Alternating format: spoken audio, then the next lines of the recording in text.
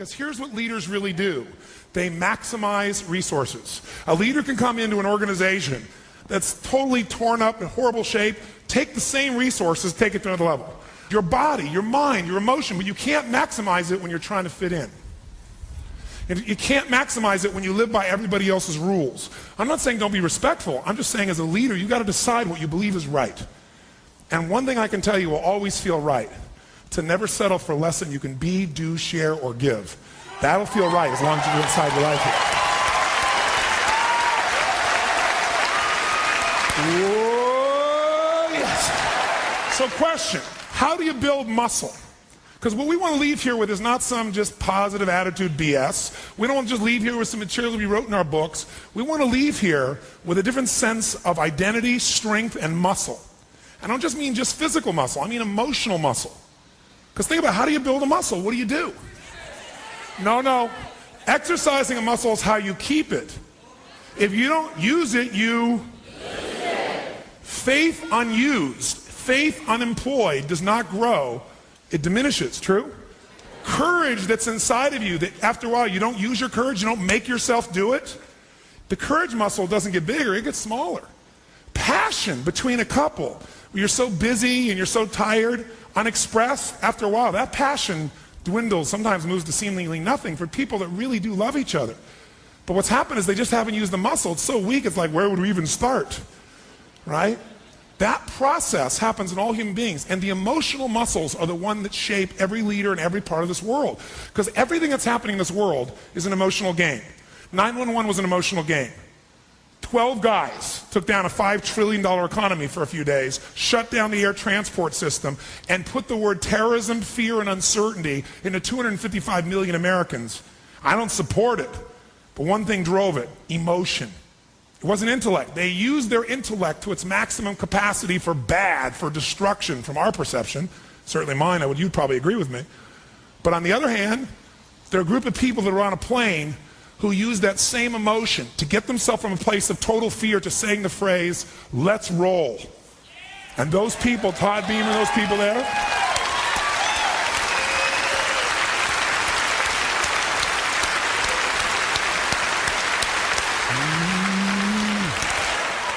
those people use that emotion to give their lives also, but to protect life. Protect what probably would hit the White House. To change that piece. Those people put their lives on the line because they activated the emotion. They didn't sit there emotionally unfit, hanging out in their chairs hoping or worrying or fearing just for themselves. They figured out there's something we got to do and we're going to do it now. Muscle, emotional muscle, that's what will change your life. 80% of success in life, 80% of achievement in business, 80% of almost anything that matters in your life is psychology, and 20% is mechanics. How to get fit physically is not that complex. There are a million classes, courses, programs, elements, internet elements. There's a gym on every corner. There's a trainer anywhere nearby. How to do it, the mechanics is not that complex. So how come the vast majority of people on this planet, I should say, vast majority of Americans, not the planet, because most people don't have enough money to be like people here, we're the most obese nation in the history of the world. We're physically fat because we're emotionally fat. Because what it takes is will. People tell me all the time, diet and exercise, you have a great life. That's a two-legged stool. It won't stand. You need the third element. The third leg is emotional fitness, psychological strength, the capacity to drive yourself to do what doesn't feel good initially but feels incredible long term. That's what we're going to do here. The bottom line is, if leaders get results, and most people don't get results, most people tell us a story, don't they? If you don't get the result, if people don't achieve their goal, they don't get the result, why don't they achieve it? What do most people tell us? What have we even said at times, if we're honest? You didn't achieve the goal, you didn't achieve your dream, you didn't achieve this thing. We as a company didn't do it because what? What's the reason people give? Tell me. We don't have okay, we didn't have the money. What else? Tell me. Oh, we didn't have the time. I didn't have enough time to achieve it. We don't have the resource. We don't have the people resource. Okay, we don't have the people. We don't have the computers. We don't have the technology. We don't have the tools. We don't have the right plan. We don't have a plan. My boss sucks. If it wasn't for my boss, we would have made it happen. Wrong leadership. Wrong management. What else? Oh, because our people are too old. We don't have enough youth.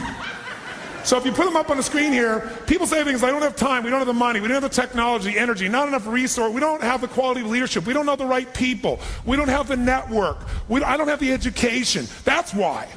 Whenever people fail to achieve their goals 99.9% of the time, and you ask them why, they'll tell you it's because of a lack of resources. That's what all these things are. I didn't have the support, right? I didn't have the money, we didn't have the time, we didn't have this, we didn't have that. There's a resource that people believe is missing. And that resource, belief structure, then keeps people from ever being able to really lead. Because what leaders do is they find a way to maximize whatever resources they have, as little as they may be, and they don't believe in limited resources. I'll give you an example. Let's take a business example to start with.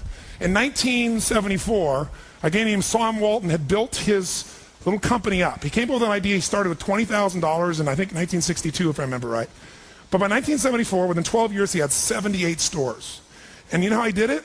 In the middle of the night, he'd drive across the border, and he'd go and study other people's stores. He'd buy everything the cheapest he could in the middle of the night. He'd go to other people's stores. Whatever was working, he figured out. Success leaves clues. He came back and did it in his store. Whatever was working in any store, in any competitor, anywhere he could do it, he did it. So he figured out how to maximize the little resources he had, his 20,000, built 78 stores, and if you read any of the people following him, the company had gone public in that year, they were all saying, this is it. He's maximized his resources. I mean, he only has so much money, there's only so many cities that are going to appeal to this discounting mentality, right? This is it, this is all he can do. And the word on Wall Street was, sell. Now what's interesting is, at that time, you look at Sears and Kmart, and they were gargantuan companies, weren't they? 20, 30, 40, 50 times, 100 times his size or more, probably. And at that time, they were the leaders, and they knew what's going to happen. But did things change, yes or no? Did he suddenly get mass amounts of capital? No. Here's what they didn't understand. Sam Walton now, or the Walton Organization, Walmart, is the most successful retailing operation on earth. And when you talk about Bill Gates being the richest man in the world, that's only true because Sam's fortune is divided up amongst a bunch of different family members. You put them together, they dwarf Bill Gates. Sam Walton did this. How did he do it? What people underestimated is that this guy could go to 4,400 stores, do $250 billion. Where's Kmart today? And they've been shrinking. All of them have been shrinking. And he's the dominant force on earth. Here's the thing he understood. Resources are interesting, but the ultimate resources are the feelings of emotion that make you resourceful. Think of it this way. Resourcefulness is the ultimate resource. What do I mean? What are the emotions that make all this possible? What's the fuel that takes an idea from being in your head where you intellectually know what to do? How many have had an idea, for example, was a great idea, you're excited about it, and then you didn't do anything. One day, there you saw it on the shelf, you saw it somewhere else, someone stole your idea. How many have had this happen? Say, I. The only difference between you and that person was not that they had more resources, they were more resourceful. What are the ultimate resources? They're emotions like vision. Creativity is a